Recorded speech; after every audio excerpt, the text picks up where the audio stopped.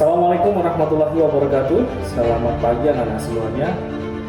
Puji syukur alhamdulillah, mari senantiasa kita panjatkan kehadirat Allah Subhanahu wa taala yang telah melimpahkan segala kenikmatannya kepada kita, nikmat iman, Islam, kesehatan dan kesempatan, sehingga di hari ini kita masih dapat bersama-sama belajar di kelas kita tercinta.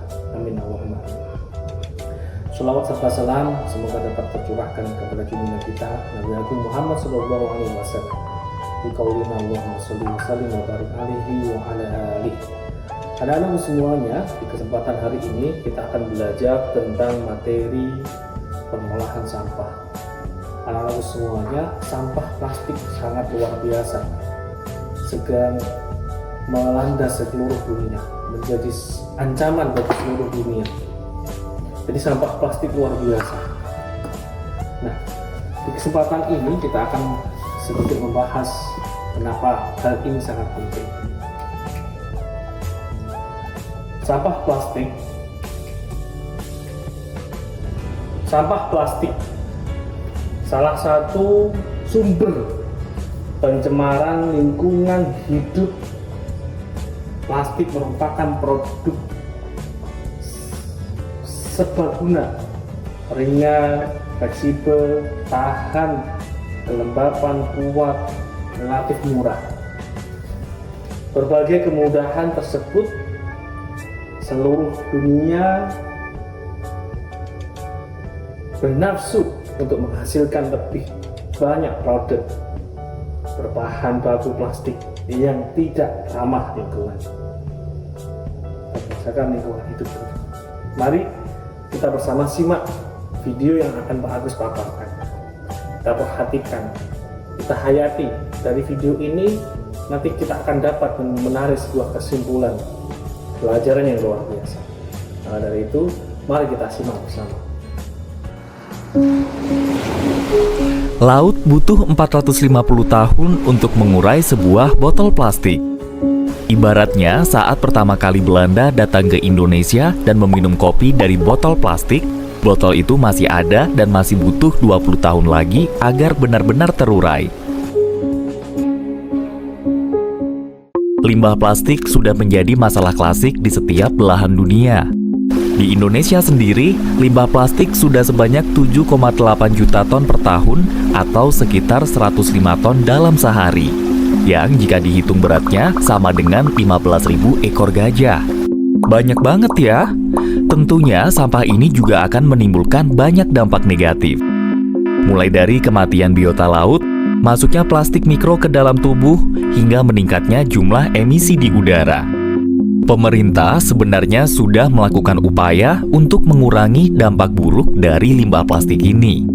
Seperti dibuatnya Peraturan Presiden Nomor 83 tentang penanganan sampah plastik laut dan menargetkan pemotongan limbah plastik di laut hingga 70%. Lalu ada juga larangan penggunaan plastik sekali pakai serta wacana penerapan cukai kantong plastik. Sayangnya, penurunan sampah plastik masih jauh dari target dan larangan penggunaan plastik dinilai masih belum efektif. Pada periode 2018 hingga 2020, sampah laut Indonesia baru turun sekitar 15% dan untuk 2021 diperkirakan baru turun hingga 28%. Kebijakan cukai plastik juga masih di tahap wacana. Dan pemerintah tampak terus menunda implementasi kebijakan ini, seakan limbah plastik kurang potensial untuk diprioritaskan. Beruntung, beberapa organisasi, perusahaan, dan UMKM sudah mulai mendaur ulang plastik, baik secara kecil-kecilan maupun secara masif. Karena limbah plastik yang diolah menjadi butiran kecil, ternyata dapat disulap menjadi berbagai barang baru, seperti plastik baru, baju, tas, spare part mobil, hingga kursi. Tapi, kenapa industri ini belum dikembangkan secara masif ya? Uanglah yang menjadi titik kuncinya. Menurut sebuah firma pendanaan, dibutuhkan biaya sekitar 2.925 sampai 11.700 triliun rupiah untuk membangun satu industri daur ulang. Jika dihitung, angka ini mencapai 0,56% cadangan devisa Indonesia. Lalu, masalahnya bukan cuma tentang pendanaan. Industri daur ulang juga terhambat karena pengumpulan limbah plastik yang belum optimal. Salah satu jenis plastik yang paling umum digunakan sebagai bahan baku daur ulang adalah polyethylene terephthalate atau PET. Sayangnya, plastik jenis ini belum secara masif terkumpul. Padahal dalam melakukan daur ulang dibutuhkan limbah plastik cukup banyak. Sehingga produsen harus mengeluarkan kocek yang cukup besar untuk membeli plastik bekas dari luar negeri. Karena memang harga plastik bekas di luar negeri jauh lebih murah. Konyol ya, apalagi kalau mengingat bahwa Indonesia jadi salah satu negara penyumbang sampah plastik terbesar di dunia. Melihat kondisi ini, sepertinya Indonesia harus belajar banyak dari Jerman. Kenapa Jerman? Negara di Eropa Barat ini merupakan negara dengan tingkat daur ulang terbaik di dunia, dengan angka 66% dan mengalahkan Singapura, Wales, Korea Selatan, dan Austria. Padahal sebenarnya Jerman negara yang hidup dari plastik, karena salah satu penghasil devisa negara Jerman adalah plastik. Dan saat ini, Jerman menjadi produsen plastik terbesar di Eropa dengan jumlah 13 ton setiap tahun.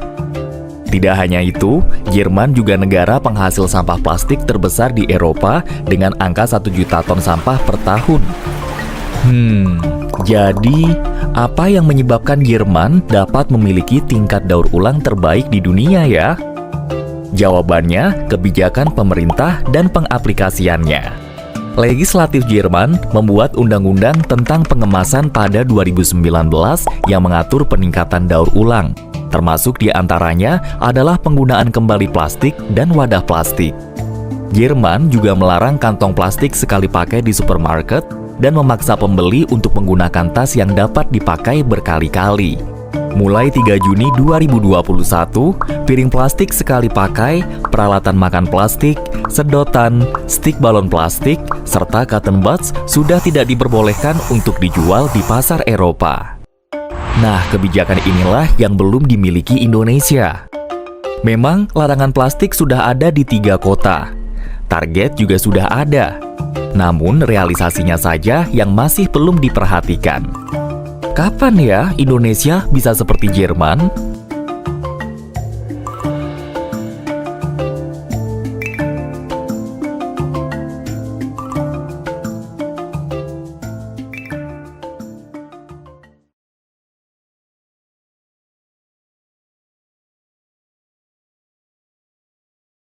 Nah, dari video tadi kita sudah dapat menarik sebuah kesimpulan. Akan sedikit kita bahas sebentar. Produk berbahan plastik itu sangat banyak sekali, mulai dari botol, kemudian wadah makanan, gelas, kantong plastik, sedotan, hal-hal yang kecil tetapi berdampak yang sangat besar di dalam kehidupan manusia. Kenapa? Karena plastik adalah salah satu bahan yang sangat sulit untuk diurai di dunia ini. Sampah plastik itu ya, bisa terurai bertahun-tahun, padahal berada di lautan.